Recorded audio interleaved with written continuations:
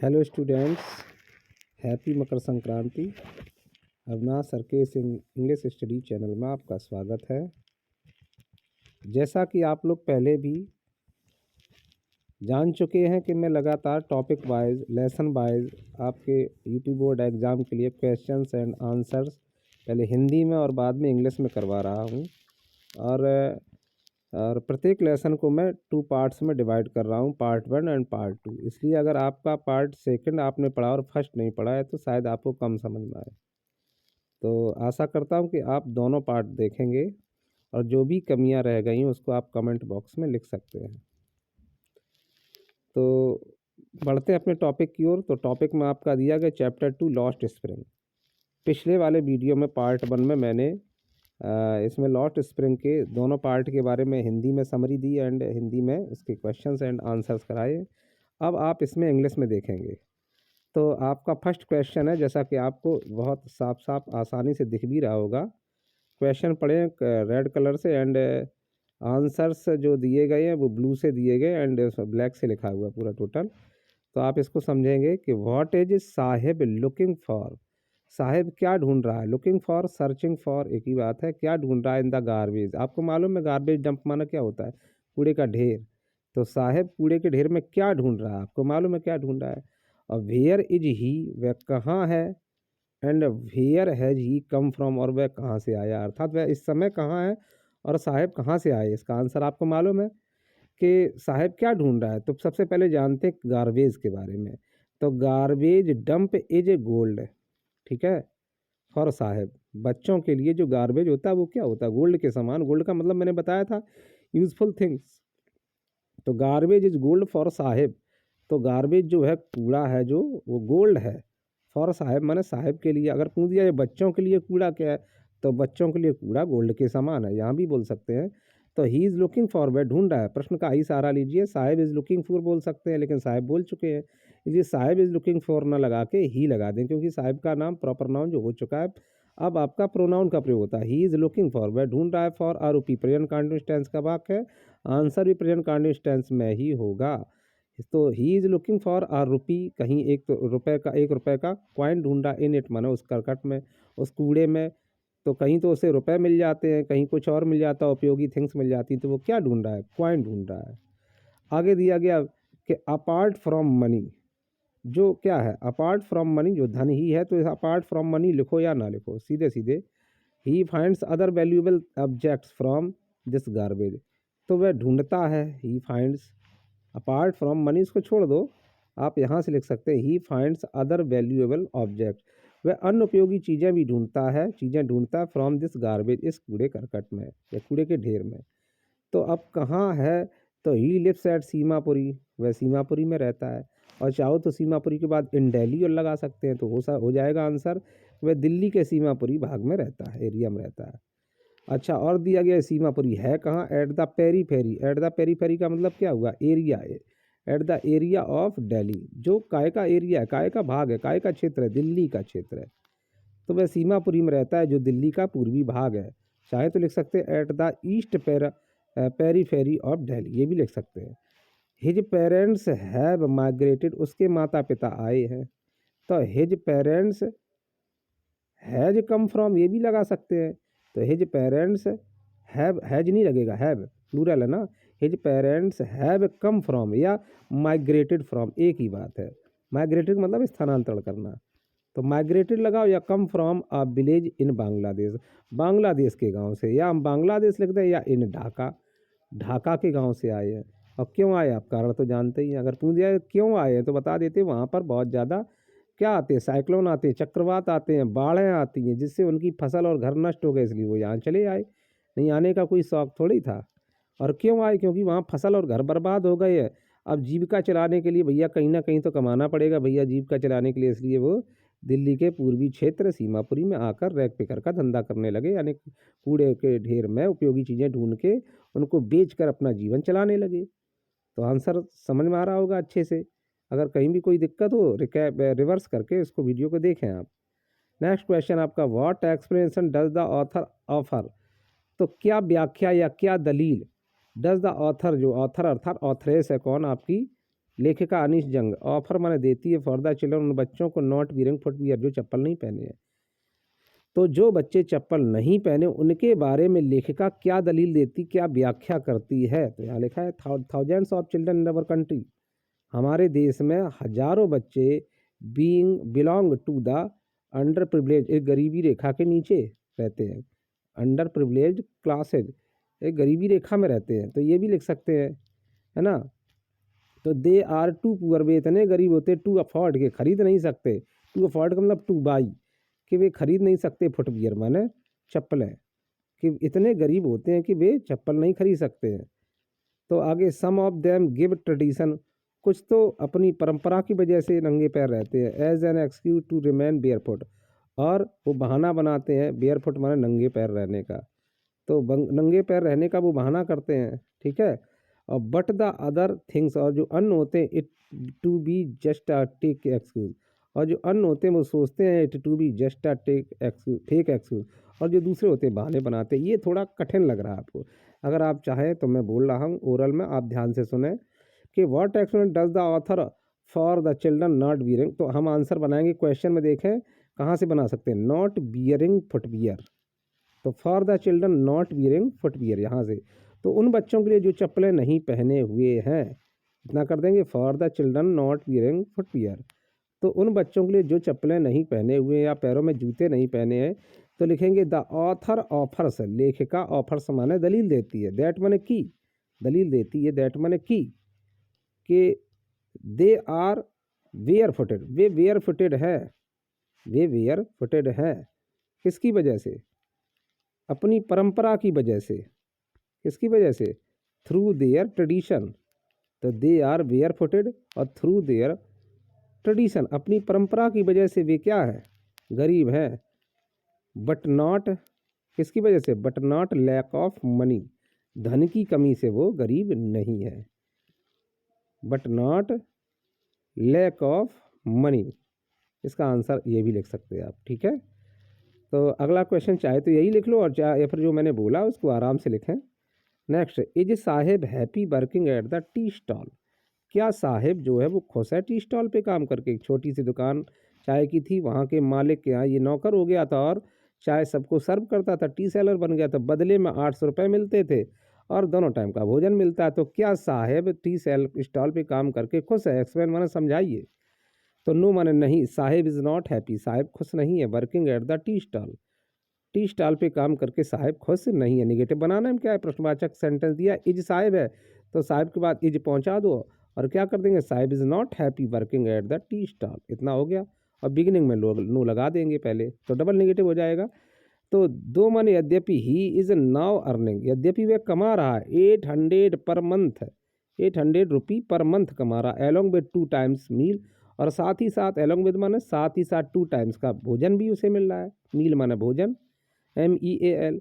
Yet माने फिर भी ही has lost the care free look, लेकिन फिर भी उसने खो दिया है, केयर फ्री लुक माने स्वतंत्रता उसने अपनी खो दी है।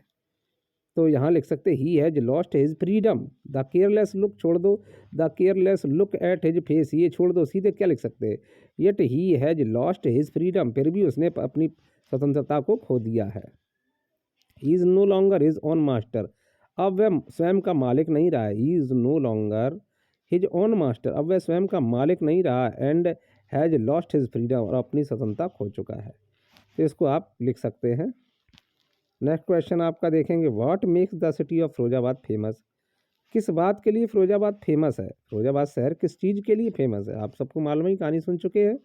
द सिटी ऑफ फिरोजाबाद शहर, फिरोजाबाद शहर इज फेमस फॉर, प्रश्न सही लिया गया है, the city of Firozabad is famous for, प्रसिद्ध है, फॉर बेंगल्स माने चूड़ियों के लिए, the bangles making industry of Firozabad, Firozabad की जो बेंगल मेकिंग इंडस्ट्री अर्थात कांच का जो उद्योग है, इज माना है famous all over the world, पूरे संसार में फेमस है। फिरोजाबाद को जो कांच चूड़ी उद्योग है, कांच का उद्योग है, पूरे संसार में फेमस है। It is India's largest glass blowing industry, ये भारत का सबसे बड़ा कांच का औद्योगिक क्षेत्र है, कांच के बनाने वाला औद्योगिक क्षेत्र है। Wear glass is welded into colourful bangle, जहाँ कांच को रंगीन चूड़ियों में बदल दिया जाता है। अगर चाहें तो हम वियर वाला ना लिखें, wear glass is welded into colourful bangles, हम चाहें तो ग्लास ब्लोइंग सेंटर तक रखें, क्योंकि आंसर हमारा कंप्लीट हो गया क्यों फेमस है। क्लियर। बढ़ते हैं नेक्स्ट क्वेश्चन की तरफ। क्वेश्चन नंबर आपका 5। Mention the hazard. मेंशन माने उल्लेख करो या बताओ, द हैजार्ड्स माने उन मुश्किलों को, मुश्किल या जोखिम या समस्याएं, और वर्किंग माने काम करते समय, in the glass bangle industry, कांच के चूड़ी उद्योग में काम करते समय क्या क्या क्या होती हैं, मुश्किलें होती हैं, जोखिम होती हैं, उनका उल्लेख करो कि उनमें क्या मुश्किल है, क्या दिक्कत है। जब काम करते हैं, चूड़ी बनाने का काम करते हैं, कांच के उद्योग में काम करते हैं, तो क्या क्या हैजार्ड्स माने जोखिम है, उनका मेंशन माने उल्लेख करो, तो हमें बताना है। तो glass bangles industry is a real threat to the health of workers. तो कांच का जो चूड़ी उद्योग है, रियल माने वास्तव में इससे क्या होता है, वर्कर्स का हेल्थ बेकार हो जाता है, खराब हो जाता है। The workers in these factories work in dingy cells. तो जो वर्कर्स होते हैं इन दीज फैक्ट्री, इन फैक्ट्रियों में, डिंगी सेल्स मतलब कैसी, अंधेरी या सकरी, अंधेरी सकरी, और सेल्स माने कोठरियों में या कमरों में काम करते हैं। विदाउट सफिशियंट एयर, जहाँ पर ना तो पर्याप्त एयर मिल पाती है, एंड लाइट, और ना ही ना ज़्यादा पर्याप्त प्रकाश मिलता है, अंधेरा रहता है। And that too with high temperature, और साथ ही साथ उसका बहुत ही ज़्यादा टेम्परेचर होता है। किसकी वजह से, भट्टियों की वजह से, गर्म भट्टियाँ होती हैं। एज अ रिजल्ट, परिणाम स्वरूप, मोस्ट ऑफ देम, उनमें से जो अधिकतर कारीगर लोग होते हैं, लॉस द आई साइट, अपनी लॉस देयर आई साइट, अपनी आंखों की रोशनी खो देते हैं। एंड डेवलप लंग, और उनके लंग माना फेफड़े खराब होने लगते हैं। एंड ब्रेन माना सांस फूलने लगती है। रिलेटेड डिजीज, और सांस और फेफड़े संबंधित बीमारी हो जाती है उनको। ठीक है, तो और भी सरल अगर बनाएं तो हम कैसे बोल सकते हैं कि in the glass bangles industry, यहाँ से उठा सकते हैं क्वेश्चन को, क्वेश्चन से आंसर को बनाएंगे तो क्या क्या लिख सकते हैं, वर्किंग चाहे लिख दो। वर्किंग माना काम करते हुए, in the glass bangle industry, यानी काम करते समय, कांच के चूड़ी उद्योग में काम करते समय, there are many problems, there are many problem, बहुत ज़्यादा समस्याएं होती हैं। देयर आर मैनी हैजार्ड्स, कई ज़्यादा जोखिम होते हैं। देयर आर मैनी हैजार्ड्स, ऐसे भी लिख सकते हैं। और डैश लगा दें, डैश लगाने के बाद क्या कर सकते हैं कि the workers lose their health and I sites, जो वर्कर्स होते हैं, लूज माने खो देते हैं, देयर हेल्थ, अपने स्वास्थ्य को, एंड आई साइट्स, अपनी आंखों की रोशनी को। बिकॉज माने क्योंकि, दे माने वे, वर्क माने कार्य करते हैं, because they work in dingy cells, सकरी कोठरियों में, without sufficient air and light, बस इतना कर दो। Because they work in dingy cells without sufficient air and light, जहाँ पर पर्याप्त ना तो हवा होती ना ज़्यादा प्रकाश होता, इसकी वजह से। आंसर हो गया कंप्लीट आपका। ये ज़्यादा इजी है जो मैंने बोला है, फिर भी चाहें तो आप इसी को तैयार कर सकते हैं। आगे बढ़ते हैं। How is Mukesh attitude, how माने किस प्रकार, ये जो मुकेश का जो एटीट्यूड माने विचारधारा है, टू हिज सिचुएशन, अपनी स्थिति के प्रति, डिफरेंट माना अलग, from that of his family, अपने परिवार से, अर्थात मुकेश की जो सोच है वो अपने परिवार से किस प्रकार भिन्न है, परिवार से भिन्न तो है ही। कैसे भिन्न है, क्योंकि मुकेश तो बनना चाहता है बेंगल में, sorry, motor mechanic, car mechanic, और उसका परिवार बनाना चाहता है उसको बेंगल मेकर, तो भाई अलग तो ही है। फीलिंग, उसकी दृष्टिकोण, उसकी सोच, उसकी विचारधारा अलग है।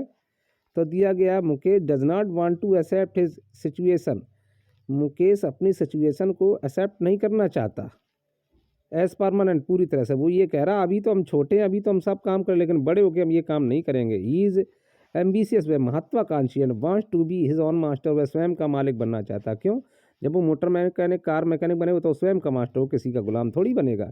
He does not want to spend his life making bangles, वह अपना जीवन चूड़ी बनाने में क्या व्यस्त या नष्ट नहीं करना चाहता। ठीक है, he wants to do something different, वह कुछ भिन्न करना चाहता है। ही वांट्स टू बिकम, वह बनना चाहता अ motor mechanic and drive a car, वह मोटर मैकेनिक बनना चाहता है और कार चलाना चाहता है।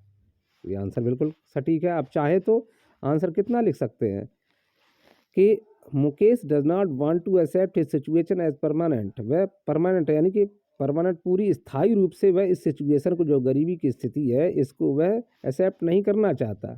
तो ही इज एम्बिशियस, वह महत्वाकांक्षी, and wants to be his own master, वह अपना स्वयं का मालिक बनना चाहता है। He does not want to spend his life making bangles, वह अपना जीवन चूड़ी बनाने में नष्ट नहीं करना चाहता। He wants to do something different, बस यहीं तक रखो।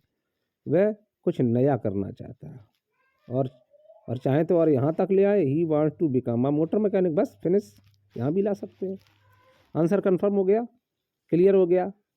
What could be some of the reasons, क्या कुछ कारण हो सकते हैं द माइग्रेशन के ऑफ पीपल, उन लोगों के माइग्रेशन मतलब जाने के, फ्रॉम विलेजेस टू सिटी, जो विलेजेस से शहर की ओर लोग जाते हैं उनके क्या कारण हो सकते हैं। जो लोग गांव से शहर की ओर जाते हैं उनके क्या कारण हो सकते हैं, कुछ कारण बताओ। The main reason for the migration sorry the main reason, प्रमुख कारण है ऑफ द माइग्रेशन माने स्थानांतरण का, मतलब एक स्थान से दूसरे स्थान पर जाना या गांव से शहर की ओर जाना। द मेन रीजन माने मुख्य कारण, फॉर द माइग्रेशन माने स्थानांतरण का, पीपल उन लोगों का, फ्रॉम विलेज से जो गांव से, टू सिटीज़ माने शहरों की ओर जाते हैं। इज माने द पावर्टी, सबसे बड़ी प्रॉब्लम क्या है, जो लोग गांव से शहर भागते हैं जीविका चलाने के लिए भागते हैं, सच बताएं। और जीविका चलाने में समस्या क्या आती, धन की कमी है अर्थात गरीबी है। तो मेन प्रॉब्लम क्या है, मेन प्रॉब्लम जो है वो पावर्टी है, गरीबी है। अब गरीबी के बारे में, which is due to unemployment, गरीबी का मतलब क्या है, बेरोजगारी। Which is due to unemployment, it has resulted in the exploitation. तो इसको चाहे तो ना लिखें, कोई मतलब नहीं है, इसको लिखने की कोई ज़रूरत नहीं है, इस लाइन को छोड़ सकते हैं। There is no infrastructural development in villages, क्योंकि गांव में बेरोजगारी की समस्या होती है। तो देयर इज नो फैसिलिटी, ऐसे लिख सकते हैं, there is no infrastructural development in villages, चाहे तो ये लिख दें चाहे लिख दें there is no employment in villages. तो गांव में क्या नहीं होते, एम्प्लॉयमेंट, रोजगार नहीं होते हैं, ठीक है। आगे और लिख सकते हैं, the people have very few, लोगों के पास बहुत ही कम अपॉर्चुनिटीज़ होती हैं, अवसर होते हैं फॉर एम्प्लॉयमेंट के, एम्प्लॉयमेंट मतलब रोजगार के बहुत ही कम अवसर होते हैं, कहाँ, इन विलेजेज में। सो माने इसलिए, they move to cities to earn their livelihood, इसलिए वे सिटीज़ की ओर मूव कर जाते हैं, टू अर्न माने कमाने के लिए, देयर लिवलीहुड माना अपनी जीविका कमाने के लिए, वो कहाँ से कहाँ चले जाते हैं, गांव से शहर की ओर बढ़ जाते हैं। नेक्स्ट क्वेश्चन आप देखेंगे अपना, would you agree that promise made to the poor children are rarely kept, क्या आप सहमत हैं कि जो प्रोमिसेस माने वायदे किए जाते हैं गरीब बच्चों से, आर रेयरली केप्ट, वो निभाए जाते हैं। Why do you think this happen in the incident narrated in the next, तो वाई डू यू थिंक, आप क्यों सोचते हैं कि दिस हैपन, ऐसा घटित होता है, इन द इंसिडेंट्स माने घटना, नरेटेड माने लेखक के साथ, इन द टेक्स्ट माने जो कहानी है इसमें ये घटना घटी। तो ये कोई मोस्ट इम्पॉर्टेंट नहीं है, और फिर भी अगर आंसर जानना है तो आंसर सीधा सीधा है कि क्या इस बात से सहमत हैं आपके बच्चों से जो वायदे किए थे वो निभाए जाते, बिल्कुल नहीं निभाए जाते हैं।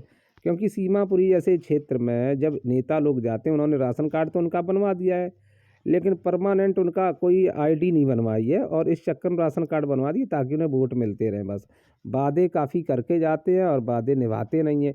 इसलिए तो लेखिका ने जब कहा कि मैं स्कूल खोलूँगी तुम पढ़ोगी, तो साहब ने कहा था हाँ मैं पढ़ूँगी, लेकिन बाद में लेखिका को उल्टा जवाब जब मिलता है किसके, साहब के द्वारा, कि आपका स्कूल खुल गया, तो वो बहुत ज़्यादा लज्जित होती है, बहुत ज़्यादा एम्बरेसमेंट फील करती है, कौन, लेखिका।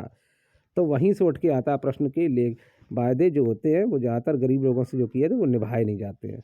नेक्स्ट क्वेश्चन आप देखें, question number 9, what forces conspire to keep the workers in the bangles and industry frozen in poverty, इसको भी आप रहने दें, छोड़ दें, ये भी मोस्ट इंपॉर्टेंट है। How in your opinion can Mukesh realise his dream, ये वाला जरूर देखें आप, कि किस प्रकार से आपकी राय में मुकेश रियलाइज मैंने समझता है अपने अपने ड्रीम को पूरा कर सकता है ना। तो दिया गया है कि Mukesh wants to be a motor mechanic, Mukesh क्या बनना चाहता है, मोटर मैकेनिक। क्वेश्चन नंबर 10 है, Mukesh wants to be a motor mechanic, Mukesh बनना चाहता है क्या, motor mechanic. This is totally against the family tradition, उसकी परिवार की परंपरा के बिल्कुल खिलाफ है, क्योंकि मेकिंग बैंगल्स, क्योंकि वो तो बैंगल मेकिंग करने वाला व्यक्ति तो बैंगल ही मेकर बनेगा, लेकिन यहाँ पर उल्टा डिफरेंट है, अगेंस्ट है ये अपने परिवार के। वो ये कहता हम तो मोटर मैकेनिक बनेंगे। फॉर हिज फैमिली, उसके परिवार के लिए, the very thought of doing something else is daring, उसके परिवार में ऐसा कोई काम अगर कर रहा है तो वो डेयरिंग के बराबर है, साहस के बराबर है। Mukesh has to be bold, ठीक है, तो मुकेश क्या बन रहा है, होना होगा bold and confident to fulfil his dream, अपना क्या करने के लिए? अपने ड्रीम को पूरा करने के लिए उसे बहुत ज़्यादा आत्मविश्वास रखना था। He is strong enough to face, वह बहुत ही ज़्यादा मजबूत है। टू फेस माने मुश्किलों का सामना करने के लिए, and with stand the opposition of his family, और उसे अपने परिवार के खिलाफ भी रहना है, एंड सोसाइटी समाज के खिलाफ भी रही। Can do this only by his great determine, मात्र वह ये काम कैसे कर सकता है? अपने दृढ़ प्रतिज्ञा या अपनी गहरी सोच या अपने दृढ़ निश्चय के कारण ही ऐसा कर सकता है। तो यहाँ पर दिया जा रहा है क्या मुकेश रियलाइज माने समझ सकता है, ड्रीम मतलब अपने ड्रीम को पूरा कर सकता है, बिल्कुल। और मैं अगर आंसर इसका दूं अपनी तरफ से तो मैं कैसे बोलूँगा कि Mukesh wants to be a motor mechanic, Mukesh motor mechanic बनना चाहता है। इस लाइन को लिखें, मैं बोल रहा हूँ, Mukesh wants to be a motor mechanic बनना चाहता है। अब this is totally against the family tradition of making bangles, तो बैंगल बनाने वाले परिवार के लिए ये तो बिल्कुल अगेंस्ट, मतलब ये खिलाफ है बिल्कुल, ये तो बिल्कुल खिलाफ विचारधारा है, विपरीत विचारधारा है। लेकिन यहाँ पर लिखेंगे but the different thinking of Mukesh, this different मतलब the different thinking of Mukesh, Mukesh की यही जो क्या है डिफरेंट थिंकिंग है क्या कर सकती है? विल हेल्प हिम, उसकी मदद कर सकती है। Can help him, the different thinking of Mukesh या the different attitude of Mukesh can help him, उसकी मदद कर सकती है। टू गेट हिज गोल, अपना लक्ष्य पाने में, टू गेट हिज गोल, अपना लक्ष्य पाने में। बस आंसर क्लियर हो गया। Why should child labour be eliminated and how, child labour को क्यों एलिमिनेट मतलब हटा देना चाहिए, बंद करवा देना चाहिए, एंड हाउ माने कैसे? तो every child has a right to live freely, प्रत्येक बच्चे को अधिकार है, 14 साल तक के बच्चे को अधिकार है, राइट टू बी लिव माने रहने का, फ्रीली माने स्वतंत्रता से, इंजॉय माने आनंद लेना, हिज चाइल्डहुड माने अपने बचपन का आनंद ले और लाइफ को फ्रीली जिए, उसका ये अधिकार है। एंड गेट एन एजुकेशन, और शिक्षा पाने का अधिकार है। तो प्रत्येक 14 साल तक के बच्चे को क्या क्या करने का अधिकार है? स्वतंत्रता से रहना, लिव फ्रीली, इंजॉय चाइल्डहुड, अपने बचपन का आनंद लेना, एंड गेट एन एजुकेशन, और शिक्षा पाना। ये 3 अधिकार जन्मसिद्ध अधिकार हैं बच्चों के लिए। ऑलरेडी पहले से ही there is a law against child labour, और पहले से ही देयर इज़ अ लॉ, एक कानून बनाया गया है अगेंस्ट चाइल्ड लेबर, बाल श्रम के खिलाफ पहले से ही कानून बनाया गया है। बाल श्रम मतलब जबरदस्ती काम नहीं करवाएंगे।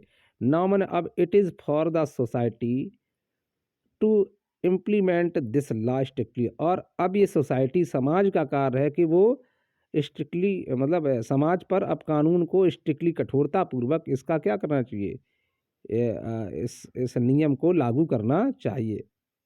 तो ये बात है, बिल्कुल सही है। तो चाइल्ड लेबर एलिमिनेटेड करना चाहिए, क्योंकि इससे बच्चों का जो बचपन खो जाता है। तो इसमें रेफरेंस टाइप के और क्वेश्चंस दिए गए, इनसे अधिक कोई लेना देना नहीं है। तो आप इन सबको तैयार करें, और इन्हीं के सारे आपके जो और भी पैराग्राफ वगैरह आप आसानी से इनको सॉल्व कर पाएंगे, और इनको सॉल्व करने की कोशिश करें। इसमें क्वेश्चंस एंड आंसर्स दिए गए, आप चाहें तो स्क्रीनशॉट ले सकते हैं। जैसे कि मैं आगे बढ़ा रहा हूँ एक्सरसाइज को, आप चाहें तो स्क्रीनशॉट ले सकते हैं इसका, और इसको सॉल्व करके देखिए, और मुझे विश्वास है कि आसानी से आप कर लेंगे, क्योंकि आपने पूरी तरह कहानी को तैयार किया है। आप इनको भी आसानी से तैयार कर सकते हैं। जितना आप इसे तैयार कर लेंगे उतना आपका ही फ़ायदा है कि कोई भी किसी भी प्रकार का क्वेश्चन आपसे बचकर नहीं जाएगा, ऐसा विश्वास है मेरा। तो अब आपसे मिलते हैं नेक्स्ट वीडियो में, तब तक के लिए धन्यवाद।